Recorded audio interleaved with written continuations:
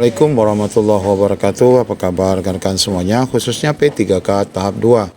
Sebagaimana lini masa terbaru, hari ini merupakan tanggal 16 Juni 2025 adalah waktu pengumuman P3K tahap 2 untuk rekan-rekan P3K.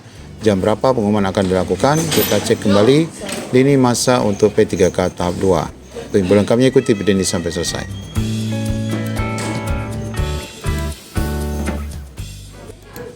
Ya, sebagaimana kita ketahui dari edaran terbaru BKN pertanggal 20 Juni 2025, adanya penyesuaian jadwal seleksi P3K tahap 2. Ini kita lihat bahwa untuk pengumuman ataupun lini masa terbaru, ini adalah pengumuman kelulusan.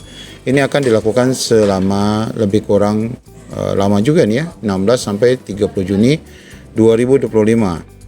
Nah, sedangkan pengisian DRH-nya nanti baru dimulai tanggal 1 Juli 2025. Nah, hari ini tanggal 16 Juni tentunya rekan-rekan P3K tahap 2 akan dapat melihat secara berkala informasi pengumuman yang akan dilakukan oleh BKD masing-masing. Karena biasanya di laman SSSN kita pun belum akan ditampilkan, karena biasanya ini akan ditampilkan setelah adanya pengumuman dari BKD masing-masing. Nah, sebagaimana contoh ini adalah pengumuman P3K tahap 1 ya, yang dilansir di BKD Kepulauan Riau. Nah, setelah adanya pengumuman P3K ini secara resmi oleh BKD, baru kita dapat login dan melihat hasil pengumumannya. Di mana beberapa pengumuman itu terdiri dari pengumuman P3K yang merupakan instruksi dari Pemda berkaitan dengan pengumuman resminya, persyaratan, pengisian DRH-nya. Kemudian di sini tentu saja ada lampiran 1 ringkasan. Nah, seperti ini ya ringkasannya. Nah, kita bisa melihat nanti rekan-rekan akan mendapatkan kode-kode baru ya di sini. Akan muncul kode baru, ada R2, R3, R4, dan R5. Yang apabila ada kode ini digarismiringkan dengan L, maka selamatlah bagi rekan-rekan mendapatkan formasi. Sedangkan jika seperti ini saja, R3, R4, R5 tanpa L, berarti ini adalah rekan-rekan yang bakal akan diusulkan menjadi P3K paruh waktu. Meskipun untuk P3K tahap 2 non-ASN 2 tahun ini belum ada regulasi untuk itu, namun tentu kita tahu dan kedepannya pasti akan diusulkan juga menjadi P3K paruh waktu.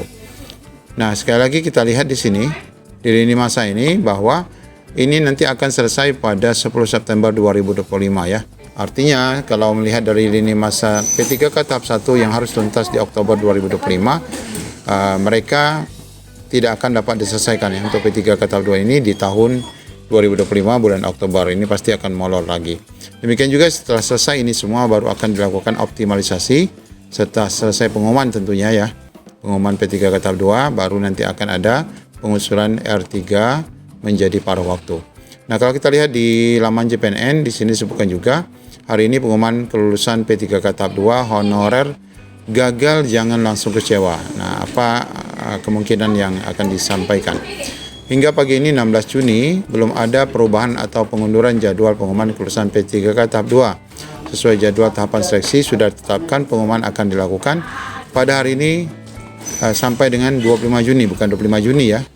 Sampai dengan 30 Juni ya, 30 Juni. Barangkali ada penyesuaian, nggak tahu nih.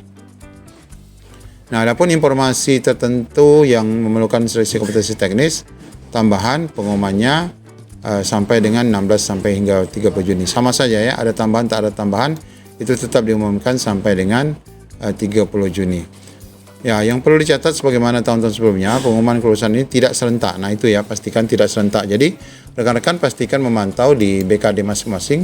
Pengumuman ini akan diumumkan BKD, baru nanti login di SSSN. Kemudian disebutkan bahwa yang para guru dan lulusan PPG jangan langsung panik jika pada hari ini di instansinya belum menyampaikan kelulusan karena rentang waktu hingga 25. Jadi memang belum semuanya serentak ya. Bagi peserta seksi yang dinyatakan lulus, maka akan ikut tahapan mulai 1 Juli yaitu pengisian daftar riwayat hidup. Nah, kemudian jadwal tersebut tertera di SMPKN yang kita tunjukkan tadi ya. Nah, jika instansi sudah mengumumkan tetapi dinyatakan tidak lulus, honorer jangan kecewa dulu, pasalnya pemerintah akan menerapkan kebijakan optimalisasi. Nah, ini optimalisasi dulu baru nanti untuk paruh waktu. Perlu diketahui kebijakan optimalisasi pernah diterapkan juga pada tahun sebelumnya sebagai respon masalah gugur, ya, masalah P3K teknis akibat nilai tes yang tidak mencapai passing grade. Saat itu optimalisasi dilakukan dengan mereformulasi kelulusan, yaitu berupa pemeringkatan atau ranking pada setiap jabatan dan formasi yang belum terpenuhi. Kebijakan afirmasi P3K teknis juga di tahun 2022 berlaku untuk honorer dan K2 sebagai peserta waktu itu. Nah, di sini disebutkan data resmi menunjukkan P3K teknis yang dinyatakan lulus seleksi waktu itu 51.000 atau 48%. Namun akhirnya setelah diterapkan optimalisasi meningkat menjadi 69,60% atau meningkat menjadi 67.000. Banyak sekali ya optimalisasi. Pemerintah sudah berulang kali menyampaikan bahwa kebijakan optimalisasi akan kembali diterapkan pada pengumuman kelulusan P3K tahap 2. Deputi Bapak Suharmen juga menjelaskan optimalisasi diterapkan kepada honorer yang sudah mengikuti tahap 1 dan tahap 2 yang belum mendapatkan formasi. Ditegaskan, optimalisasi tidak dibatasi hanya untuk honorer database, tapi juga untuk semua rekan-rekan yang sudah lulus termasuk P3K non-ASN yang 2 tahun ya.